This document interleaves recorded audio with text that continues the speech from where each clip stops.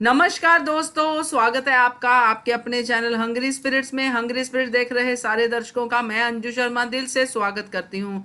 तो पुण्य श्लोक अहिल्या बाई सीरियल में बहुत ही जोरदार और बहुत ही इंटरेस्टिंग मोड़ आने वाला है दोस्तों, क्योंकि आगे बढ़ने वाली है स्टोरी। मगर आगे बढ़ने से पहले जो उथल पुथल हुई है स्टोरी में, उसका जो इम्पैक्ट है, प्रभाव है, वो आप लोगों पे कैसे पड़ा है। आप लोगों ने अपने वॉइस ओवर्स भेजे हैं, अपने ऑडियोज भेजे हैं और अपनी फीलिंग्स को व्यक्त किया है। उन्हीं ऑडियोज को लेके मैं आई हूं आपके सामने और शुरू करते हैं सिलसिला। मगर पहले वही गुजारिश, जिन्होंने अभी तक हमारा चैनल सब्सक्राइब नहीं किया है कर लीजिए, साथ में दोस्तों बेल आइकॉन दबाइएगा ताकि आपको हमारे वीडियोस के नोटिफिकेशन मिलते रहें। Thank you so much. तो दोस्तों सुनाती हूँ आपको सबसे पहले एक ऐसी फैन का ऑडियो जो कृष की फैन है, यानी खंडेराव की फैन है। उसको खंडेराव के आगे पीछे सब कुछ धुंधला दिखता है, सिर्फ खंडेराव ही उनको बहुत साफ साफ और प्यारे प्यारे दिखते हैं। तो उनका दिल बहुत ज्यादा परेशान था काफी देर से कि खंडेराव अब लीप हो जाएगा तो खंडेराव यानी कि कृष चले जाएंगे। मगर उन्होंने थोड़ा सा दिल को संभाला है और करंट जो चल रही है सिचुएशन, उसके ऊपर अपना पॉइंट ऑफ व्यू बताया है। चलिए सुनते हैं यामी जी का ऑडियो, क्या कहती हैं यामी जी। हेलो हंग्री स्पिरिट्स चैनल और अंजू जी। मैंने दूसरी ऑडियो इसलिए बनाई है क्योंकि मैं पूछना चाहती हूँ आपसे कि मल्हार राव कैसे राजा है। उन्होंने बिना जांच पड़ताल के ही खंडेराव को 7 साल की सज़ा दे दी। कैसे राजा है, उन्होंने पूरी हकीकत भी जानने की कोशिश नहीं की। क्या हुआ, कैसे हुआ, क्यों हुआ, किसने ये सब किया, और साजिश का भी पता नहीं लगाया। और बिना सोचे समझे ही उन्होंने खंडेराव को 7 साल की सज़ा दे दी, जबकि खंडेराव तो निर्दोष है। उन्हें उकसाया गया है और ये बात मल्हार राव की समझ में नहीं आती है। मुझे तो लगता है मल्हार राव आँखें होके भी अंधे हैं, क्योंकि ये बात मैंने इसलिए की क्योंकि महल में ये सब जो चल रहा है, साजिशें, चालाकियाँ और ये सब जो हो रहा है, वो मल्हार राव को ज़रा भी नहीं दिखाई देता। और कुनू जी ने जो भी उनके साथ किया, मतलब बातों में उलझाकर उन्हें गले लगा लिया और ये वो सब किया, मल्हार राव को खुद को भी किया, तो भी उन्हें कुछ भी समझ में नहीं आया। पता नहीं कैसे राजा है वो, आंखें होके भी अंधे हैं। देख के मुझे मल्हार राव पे हंसी आई कि कोई राजा ऐसा कैसे हो सकता है कि कोई सामने से उसे बेवकूफ़ बना रहा है और वो बेवकूफ़ बन भी रहा है। सच में बहुत गुस्सा आया मुझे। धन्यवाद। मैं यामी कदम, सूरत, गुजरात से। ये कुछ ज्यादा हो गया। यामी जी की आंखें होते हुए भी अंधे हैं मल्हार राव होलकर। ऐसा नहीं है। मैं आपको एक चीज बता दूं कि राजा का पद बहुत बड़ा होता है और उनको सब चीजें बैलेंस करके चलना पड़ता है। अगर आप वाकई में ये चीज समझती हैं तो आप ये भी समझेंगे कि जो खंडेराव हैं उनके ऊपर भी कम जिम्मेदारी नहीं है। वो भी युवराज हैं। युवराज को भी अपनी रिस्पॉन्सिबिलिटी समझनी चाहिए। ऐसा कैसे कि उनको कोई उकसाए और वो उकसा के कुछ गलत काम कर दें। और अभी हमने वो पूरा देखा नहीं है कि कैसे चीजों को हुआ है, कैसे किया गया है। तो वो पूरा देखेंगे, फिर हम समझेंगे कि मल्हार राव होलकर ने इतना बड़ा फैसला क्यों लिया, क्यों नहीं उन्होंने जांच पड़ताल की। और ये भी दूसरा पॉइंट हो सकता है कि क्योंकि अब लीप लेने वाले हैं तो खंडेराव की एक ट्रेनिंग ग्राउंड हो सकती है 7 इयर्स की, जिसमें वो पूरी तरह से सक्षम युवराज बन के वापिस आए। दिल छोटा मत कीजिए। मल्हार राव होलकर जो राजा रहे हैं, जो शासक रहे हैं,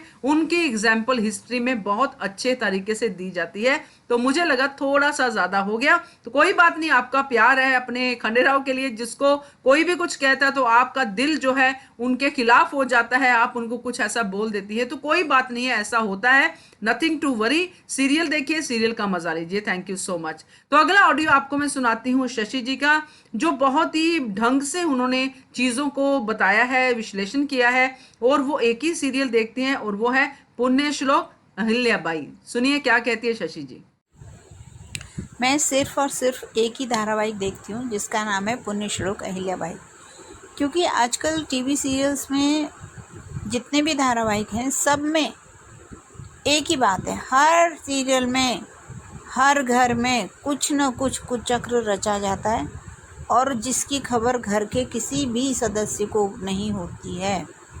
तो मुझे वो सीरियल बिल्कुल भी अच्छे नहीं लगते, ना मैं उन्हें देखती हूँ।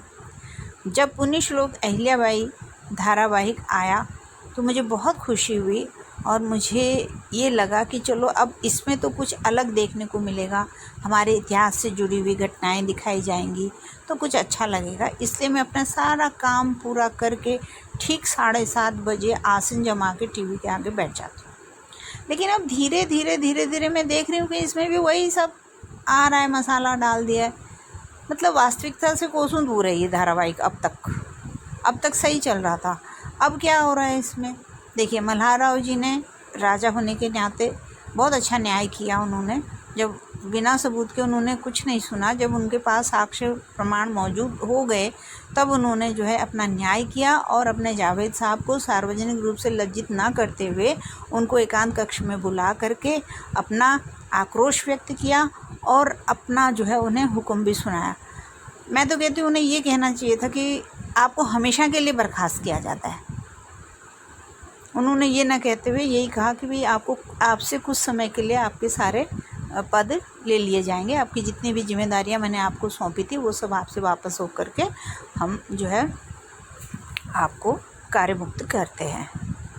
उसके बाद ये तो था एक राजा। उसके बाद हमने ये भी देखा कि वो कैसे गौतमाबाई के आगे एक मजबूर पिता का दुख व्यक्त करते हैं, अपनी बेटी की चिंता करते हैं, अपनी पत्नी द्वारिका की चिंता करते हैं। उस समय गौतमाबाई अपना पत्नी धर्म निभाते हुए कहती हैं कि आप राजकाज संभालिए, परिवार को मैं संभालूं। ये है पत्नी का धर्म कि जब जब पति संकट में हो उसकी सहायता करें, उसकी मदद करें, तभी तो वो अर्धांगिनी कहलाती है।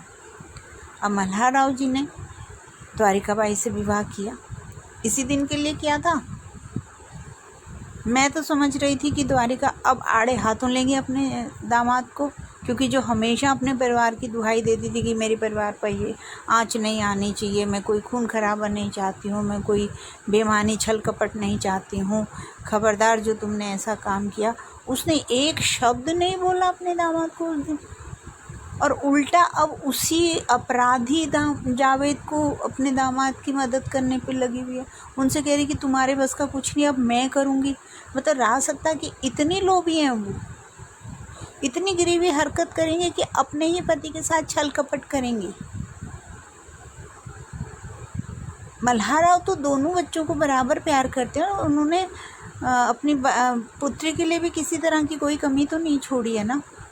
और फिर मुझे एक बात समझ में नहीं आती कि जब उन्होंने सीताबाई का विवाह गुनूजी से किया था तो कुछ सोच समझ के ही किया होगा। क्या धनाजी और गुनूजी के पास अपना कुछ भी नहीं है?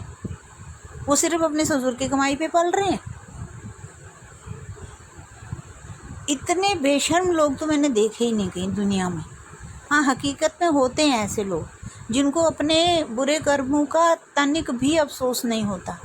सीना चौड़ा कर रहा है गुनूजी, कोई अफसोस नहीं है, कोई अपराध बोध नहीं है, कोई क्षमा नहीं है, और द्वारिका भी जो है उनके साथ मिली हुई है। आपने एक एक चीज अपने ऑडियो में क्लियर कर दी है शशि जी, मुझे ज्यादा उसमें बोलने की जरूरत नहीं है, क्योंकि बहुत ही अच्छे तरीके से आपने कहा है कि आप क्यों ये सीरियल देखती हैं और बहुत अच्छे तरीके से आपने अपनी जो व्यथा है वो व्यक्त की है। तो मैं इसमें कुछ भी टिप्पणी नहीं करूंगी, मैं आपसे बिल्कुल सहमत हूं, आप सही कह रही हैं। और हो सकता है आगे और भी ज्यादा इसमें इंटरेस्ट पैदा हो और भी ज्यादा अच्छा काम हो। मुझे कभी कभी लगता है कि कुछ होता है, जैसे बैकग्राउंड में जो टीम्स होती हैं कभी बदलती है तो सीरियल का थोड़ा सा रवैया बदल जाता है, कैरेक्टर्स का थोड़ा रवैया बदल जाता है, फिर बाद में सेटल हो जाता है। तो ऐसा ही हर सीरियल के साथ होता है, और ये हिस्टोरिकल है तो अल्टीमेटली हिस्ट्री पे ही वापस आना है। तो देखते रहिए सीरियल नथिंग टू वरी, और यही कहूंगी आप सबसे भी, नथिंग टू वरी, देखते रहिए सीरियल। और अगर आपका मन करे कभी सीरियल या किसी भी कैरेक्टर के बारे में कोई बात कहनी है, वॉइस ओवर करना है, ऑडियो करना है, वीडियो करना है, तो आप हमें इस नंबर पे अपना ऑडियो वीडियो अपने विचार भेज सकते हैं। नंबर है 9833155523। तो जल्दी से तैयार हो जाइए अपना ऑडियो या फिर वीडियो भेजने के लिए। देखते रहिए channel Hungry Spirits. Thank you so much. Subscribe to our channel by clicking the subscribe button. Click the bell button and enjoy the latest uploads from our channel.